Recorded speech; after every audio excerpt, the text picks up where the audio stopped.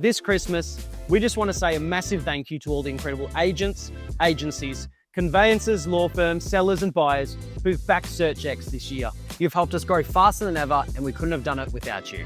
And to show our appreciation, we put together something really special, partnering with Chef Roel Van Camp to share with you all his signature hand-glazed recipe created exclusively for SearchX. From all of us at SearchX, thank you all for being part of our journey. And here's to a bigger 2026. Hey, Cheers. cheers. Merry Christmas. Hi everyone, Chef Roel here, and today I'll be showing you how to make my Christmas hand glaze for 2025. We have this beautiful Asian-inspired glaze with mango, tamarind for some tanginess, and then a beautiful lemongrass, ginger, kaffir lime. If you want to impress your family and guests this year, give this one a go.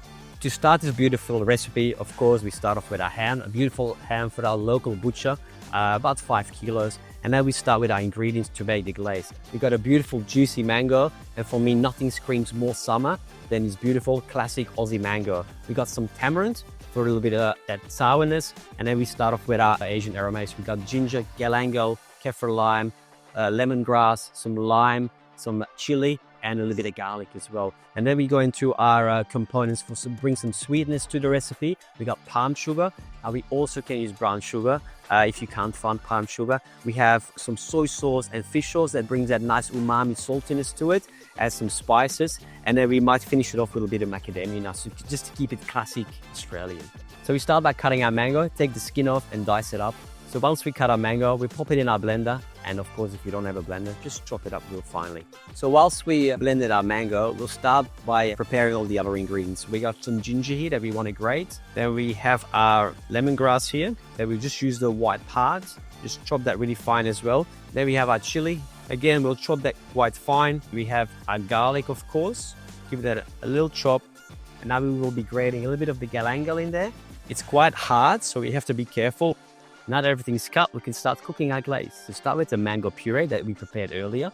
We add this all into a cold pot, saucepan, whatever works, whatever you have at home. So we got this beautiful mango puree. And then we'll be adding about 2 or 3 tablespoons of your tamarind. And that tamarind really gives you that tanginess that's really known for the Asian flavors and cuisine. Then we got some palm sugar. So about half a cup, 3/4 of a cup, and that will bring that nice sweetness to that glaze. And then we got some honey, a nice tablespoon. And then, as we did earlier, we prepared all our Asian components. It just goes in the pot, just like that. And then again, the galangal and the ginger, and we'll be grating that. And whilst all that's getting ready, we'll be starting to turn on our pot on a low to medium heat.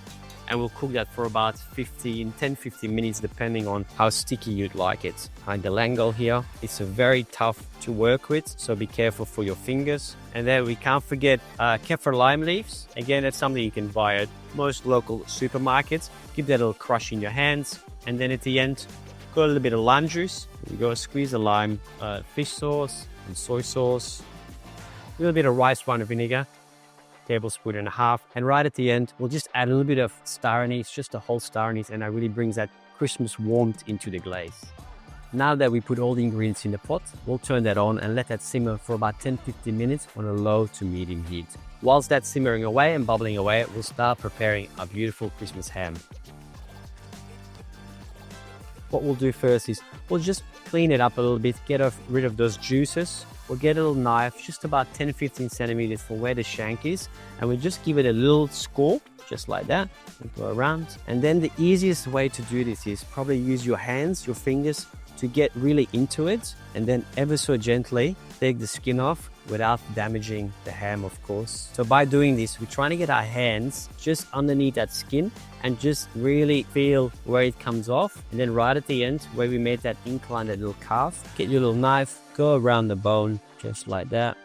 So now that we've taken off the skin of the ham, you can throw this in the bin. Or what I like to do sometimes is keep it for the next day. If you have any leftover ham, just to put it on the top so it doesn't dry out.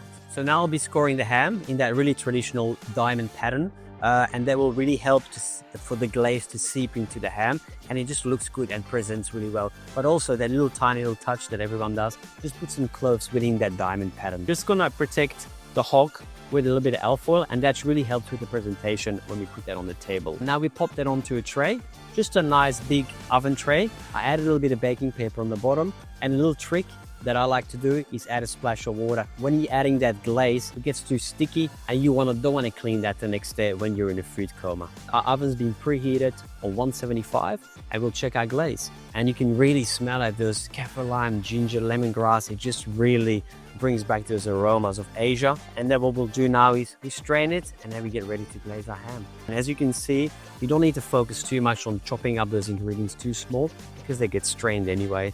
Oh yeah, that's really good. I like that. Okay, let's glaze. So we'll just start glazing the ham just everywhere you can. And remember, the ham is already cooked. So we just got to focus on that glaze to make it nice and caramelized and sticky. Now that our ham is fully glazed, we'll pop it in the oven.